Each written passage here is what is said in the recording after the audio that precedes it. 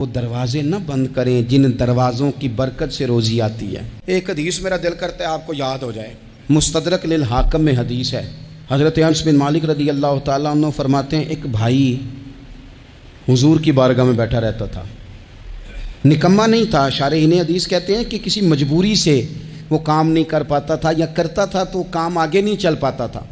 ذہنی صلاحیت ہی شاید زیادہ نہیں تھی۔ یہ حدیث مشکات میں بھی موجود ہے، مستدرک للحاکم میں بھی موجود ہے۔ حضرت انس بن مالک رضی اللہ تعالیٰ عنہ فرماتے ہیں وہ حضور کی بارگاہ ناز میں بیٹھا رہتا تھا، اس کے بھائی نے آ کے شکایت کی، یا رسول اللہ صلی اللہ تعالیٰ علیہ وسلم، یہ کوئی کام ہی نہیں کرتا، کوئی محنت نہیں کرتا، کوئی جدوجہد نہیں کرتا، آگے نہیں بڑھتا،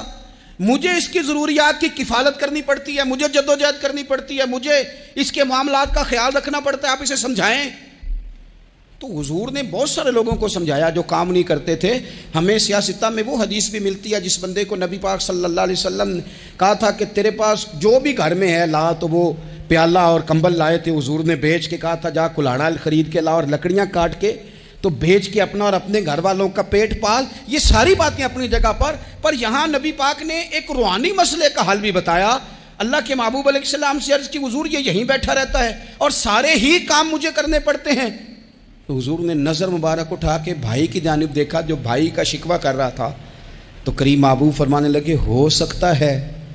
یہ جملے میرے محبوب کے ان کو کہیں لکھنا، ان کی مٹھاس دیکھو، ان کا حسن دیکھو، اور بھائیوں کی محبت کے بیج جو رسول پاک پیوند لگا رہے ہیں اور جوڑ رہے ہیں، اور جس انداز میں بھائی کو بھائی سے ملا رہے ہیں،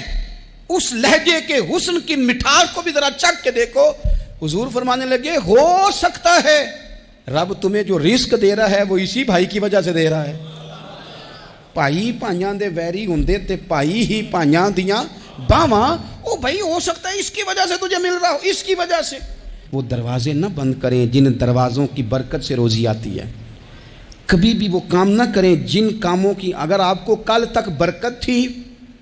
کل تک کام ٹھیک چل رہا تھا، کل تک نظام بہتر تھا، اور آج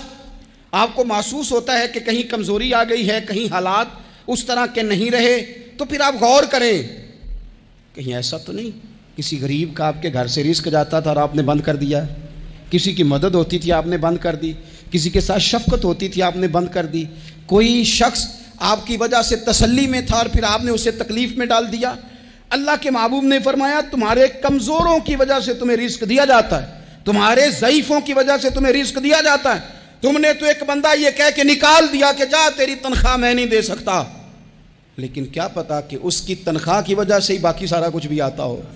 کیا پتا کہ اسی کے سبب سے اللہ انعام فرماتا ہو۔ لہٰذا ان روحانی مسائل کا بھی تھوڑا سا خیال کریں۔